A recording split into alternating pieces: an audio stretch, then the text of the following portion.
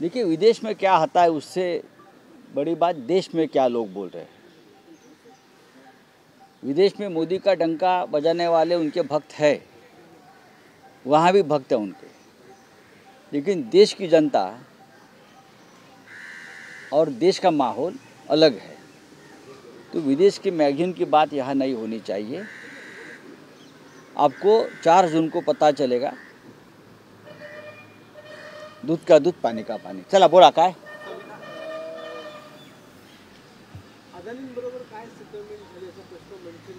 सोडून द्या, त्यांना काय विचारतो, काय कामाचे प्रश्न विचार।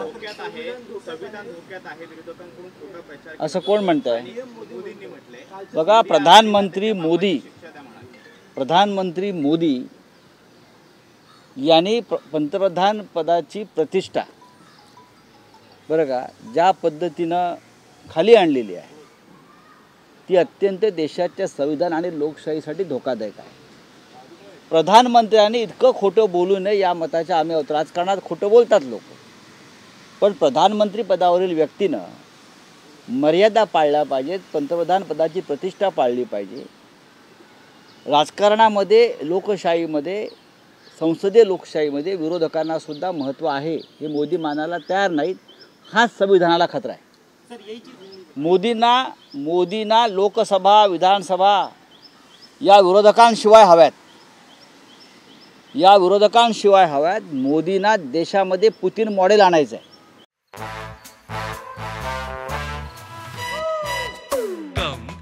Come, my love, please don't say no, baby. Come, my love.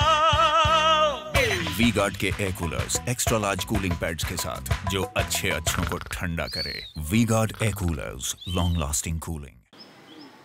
मोदींना आपल्या देशामध्ये पुतिन मॉडेल आणायचं आहे। विरोधक नकोत, विरोधक खतम, विरोधक जेलमध्ये। संविधानाला सगळ्यात मोठा खतरा असेल तर मोदींची विचारसरणी, मोदींची भूमिका।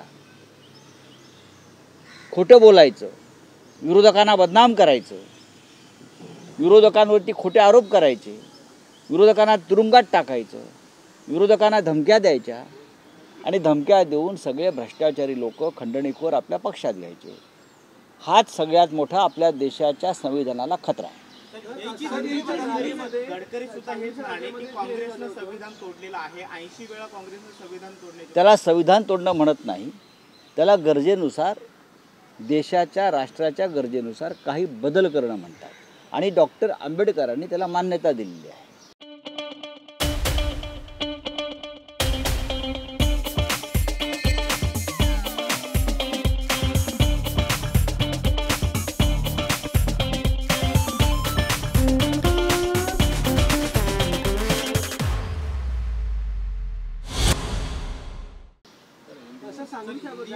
बोला।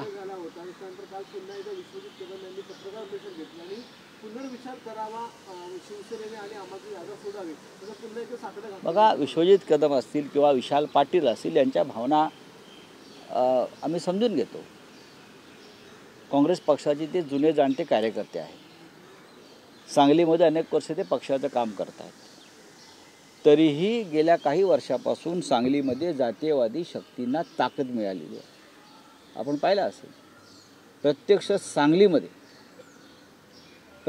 सांगलीमध्ये संघाचा माणूस निवडून येतो हे आपल्याला माहीत असेल तर सांगतो मी। विधानसभेला मिरजेमध्ये संघाचा माणूस निवडून येतो, दंगली घडवल्या जातात। हे विश्वजित कदम आणि विशाल पाटील यांनाही माहिती आहे। गेल्या 10 वर्षापासून सांगलीमध्ये भारतीय जनता पक्षाचे खासदार निवडून येत आहेत, हे सुद्धा कदम आणि विशाल पाटील यांना माहीत असायला हवं। आणि त्यांच्याशी जर टक्कर घ्यायची असेल तर तिथे शिवसेनेचा उमेदवार लढणं गरजेचं आहे, ही जनभावना आहे। ठीक आहे, तिथे परंपरेनं काँग्रेस तिथे काम करते आहे। वसंतदादा पाटील असतील किंवा अन्य सगळे प्रमुख नेते सांगलीमध्ये वर्षानुवर्ष काम करत आहेत, आम्हाला त्यांच्याविषयी आदर आहे। पण आज परिस्थिती वेगळी आहे। आज परिस्थिती अशी आहे की यांच्याशी मुकाबला करायचा असेल या शक्तींशी तर तिथे शिवसेना हवी आणि म्हणून डबल महाराष्ट्र केसरी चंद्रहार पाटील आणि त्यांच्या मागे शिवसेना उभी आहे।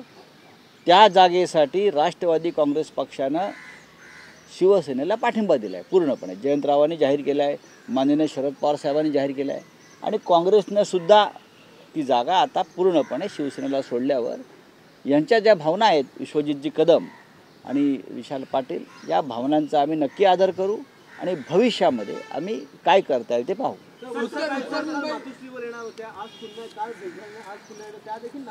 बघा, आम्ही सगळ्या जागा एकत्र लढतो आहोत. आता माझ्या बाजूला भिवंडीचे राष्ट्रवादी काँग्रेसचे आमचे उमेदवार बाळामामा मात्र उभे आहेत. का आहेत? आम्हाला एकत्र काम करायचं आहे. तिकडली शिवसेना आम्हाला कामाला लावायची आहे. आम्ही असं म्हणत नाही की भिवंडी हा शिवसेनेचा बालेकिल्ला आहे, पण तिथं राष्ट्रवादी काँग्रेसच्या उमेदवाराला कशी उमेदवारी मिळाली नाही. प्रत्येक उमेदवार हा महाविकास आघाडीचा आहे. मग शिवसेनेचा असेल, राष्ट्रवादी काँग्रेसचा असेल किंवा काँग्रेसचा असेल, 48 उमेदवार हे महाविकास आघाडीचे आहेत आणि 48 उमेदवारांसाठी मी एकत्रित काम करू. वर्षाताई गायकवाड या आमच्या भगिनी आहेत, आम्ही त्यांची समजूत काढू. मुंबईची जागा सुद्धा शिवसेनेकडे यावी यासाठी काही कार्यकर्त्यांनी पदाधिकारी सुद्धा नेते लोकांची मागणी आहे. ती जागा शिवसेनेनं तिथे आम्ही विनोद घोसाळकर यांना काम करण्यासंदर्भात लोकसभेचं आम्ही त्यांना उद्धवजींनी त्यांना गो अहेड दिलं होतं. पण अचानक काँग्रेसने त्या जागेची मागणी केली. आम्ही म्हटलं ठीक आहे, आम्ही कोणतीही खळखळ न करता ती जागा काँग्रेसच्या यादीमध्ये टाकली. पण ती जागा परंपरेनं ही शिवसेनेची आहे. दैसर बोरिवली हा जो भाग आहे तिथे जर शिवसेना जागा लढणार असेल तर 100% त्या जागेवरती आम्ही विजय प्राप्त करू, हे आम्हाला माहिती आहे. पण आम्हाला कोणताही वाद नको असल्यामुळे आम्ही ती जागा काँग्रेसने मागितली, आम्ही काँग्रेसला दिली.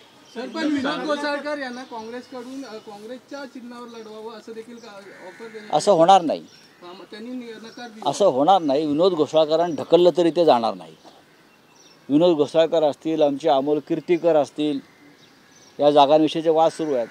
हे आमचे जे लोक आहेत पक्षाचे, अमोल कीर्तीकरांवर प्रचंड दबाव आहे ईडी आणि CBIचा आताही, की तुम्ही शिवसेनेची उमेदवारी घेऊ नका. हे ईडी आणि CBIचा दबाव आहे, म्हणजे भाजपच्या शाखांचा दबाव आहे. आणि तुम्ही दुसऱ्या बाजूनं लढा. पण अमोल कीर्तीकर म्हटले मला तुरुंगात टाकलं तरी मी लढत राहीन. विनोद घोसाळकर म्हटले नाही, मी शिवसैनिक आहे, शिवसेना उमेदवारी देणार असेल तरच मी लढेन.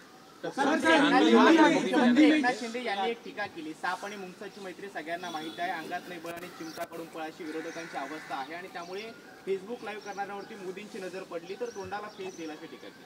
सर, मोदी भारत में अल्पसंख्यक असुरक्षित आपला क्या प्रश्न है? सांगली की सीट को लेकर लगातार अभी विवाद चल रहा है. कोई विवाद नहीं है.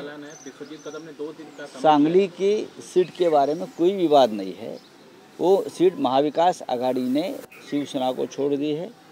वहाँ शिवसेना के उम्मीदवार है डबल महाराष्ट्र केसरी चंद्रहार पाटिल. विश्वजीत कदम कांग्रेस के वहाँ के पुराने नेता है. विशाल पाटिल जी वसंतदादा पाटिल जी के पोते हैं. 1-2 दिन में पूरा मामला स्पष्ट हो जाएगा. मांग कर रहे हैं छोड़ने. मांग तो हमारे भी लोग बहुत जगह पे मांग कर रहे हैं ना. जैसे नॉर्थ मुंबई में हमारे लोग मांग कर रहे हैं कि शिवसेना को छोड़िए. भिवंडी की बात आती है तो कांग्रेस भी वो मांग करती है, लेकिन हमने वहाँ राष्ट्रवादी के उम्मीदवार बाला मामा को हमने उसको उम्मीदवारी दी है पवार साहब ने. तो मांग तो होती है. आघाड़ी है, आघाड़ी में बहुत से कार्यकर्ता एक दूसरे के यहाँ जब सीट जाती है, नहीं ये सीट हमारी है, यहाँ हमारी ताकत है, करते हैं. अभी वहाँ के हमारे शिवसेना के लोग हैं भिवंडी के, कल हम उनकी मीटिंग बुलाई है सबकी कि हम एक साथ काम करना है. विशाल पाटिल अगर निर्दलीय लड़ते हैं वहाँ से, क्योंकि चांसेज है उनके निर्दलीय लड़ने के, इंडिपेंडेंट लड़ने के, अगर वो दावा भी कर रहे हैं अगर नहीं हुआ तो हम निर्दलीय. देखिए, विशाल पाटिल जी 2019 में भी निर्दलीय लड़े थे, लेकिन अपने आप को कांग्रेसी बोलते हैं. अगर वो कांग्रेसी है तो निर्दलीय नहीं लड़ेंगे. ठीक है, थैंक यू वेरी मच. क्या है? दावा किया है प्रधानमंत्री ने. संविधान खतरे में है, इसलिए तो हमको बीजेपी को हटाना है. मोदी जी की जो बात है सही है, संविधान खतरे में है. विरोधक कैसा दावा कर रहे हैं उन्होंने? देखो, सत्ता पे कौन है 10 साल से? मोदी जी है, इसलिए संविधान खतरे में है. लोकतंत्र को, पार्लियामेंट को, न्यायालय को, इलेक्शन कमीशन को मोदी जी मानने को तैयार नहीं. तो मोदी जी है इसलिए संविधान खतरे में है. और इसलिए हमको बीजेपी को भगाना है। आपने कहा पुतिन राज लाना चाहते हैं मोदी यहाँ। रशिया में कहाँ संविधान है, रशिया में कहाँ अपोजिशन है नहीं है। पुतिन मॉडल है डेमोक्रेसी का। मोदी जी वही पुतिन मॉडल यहाँ हिंदुस्तान में इस चुनाव के बाद लाना चाहते हैं और हम नहीं होने देंगे। Thank you. चला हो गया।